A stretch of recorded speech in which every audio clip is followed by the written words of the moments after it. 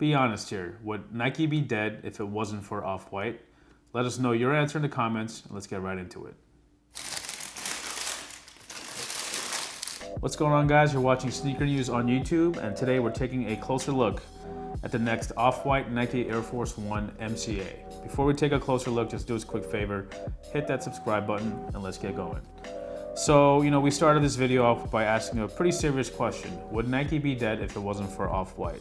There's arguments to be made on both sides. So before we get into that discussion, let's just go over some basics. This is the Air Force 1 designed by Virgil Abloh in conjunction with the Museum of Contemporary Art in Chicago.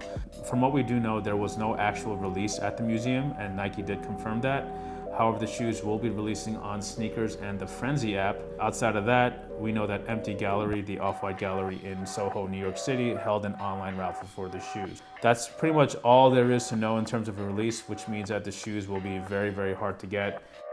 So, would Nike be dead if it wasn't for Off-White? Well, at the time of the release, which was September 2017, there really wasn't too much juice on Nike's end. Of course, Adidas was running the show. The Yeezys were hot, and people were just eating up anything NMD and Ultra Boost.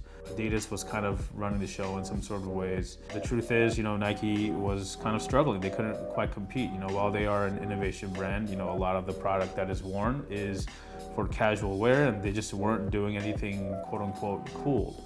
But of course, they tapped Virgil to do a collection, and when it finally released, it stole all the attention back. And pretty much since then, you've seen one brand go up in terms of hype and another brand go down in terms of hype. Had it not been for the Off-White collection and a number of other things, who knows where Nike could have been right now. It would have given Adidas an opportunity to come up with new stuff and put the foot on the gas pedal. And at the same time, names like Travis Scott are a big part of that conversation because he definitely helped Jordan Brand kind of retake some of that energy, although Travis has done collaborations with Nike as well. So the truth is, Off-White did help Nike gain back a lot of that attention, and had this collection not have happened, it would have been interesting to see where Nike would be right now. They've done a lot of interesting things on the innovative end, things like Vaporfly Elite and the Zoom X.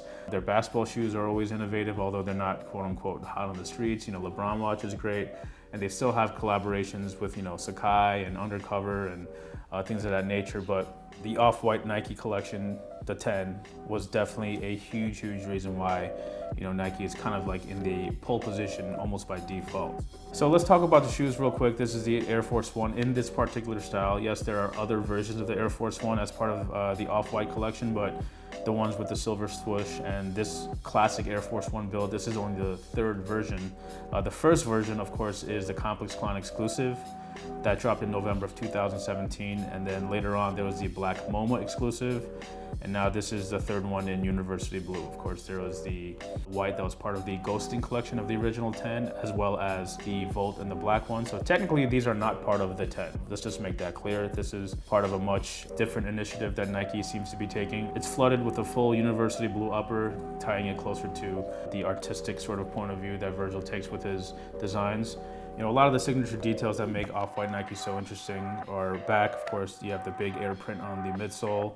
You have that lovable red, zip tie. And of course, the Helvetica print that's laid on the medial side. And if you look closely beneath the crinkled silver swoosh, you see the tracings of other stitch lines of where the swoosh was supposed to be. There's without question, in June, this was one of the most talked about shoes. Ever since the shoes started to leak, when Virgil posted it or when official images pop up, a lot of attention goes back to Nike. So again, that speaks to our original question, would Nike be dead if it wasn't for Off-White? And our answer to that is no. They would still obviously be alive. They were still doing interesting things, but this was a huge reason why all the attention is taken away from their biggest rivals, and now they're kind of in the driver's seat. But I don't know, you might disagree with us. Let us know in the comments right now. Do you think Nike would be dead if it wasn't for Off-White? That's pretty much it. This is a quick basic overview of the Off-White Nike Air Force 1 MCA. As of this video, we do not know what the official release date is, but Nike did confirm that it did not drop at the MCA, although I think they were seeded out to people. The shoes will drop on Sneakers and on the Frenzy app. Of course, check the links below. We'll keep you guys updated as much as we can. Thanks for watching. Let us know in the comments as well what other shoes you want us to unbox. Hit that subscribe button, and we'll catch you in the next video.